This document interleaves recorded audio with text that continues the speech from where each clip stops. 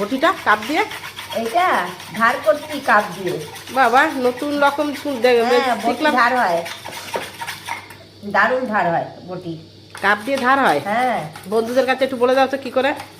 কাপের পেছন দিকটা আর এই বটির এটা দিয়ে এরকম করে ঘষবেন, এর আগে ঘষবেন, বুঝছেন তো?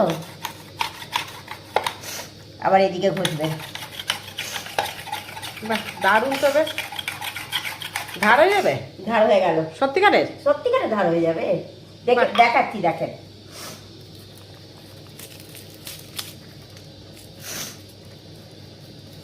দাঁড়ান কেটে দেখাচ্ছি।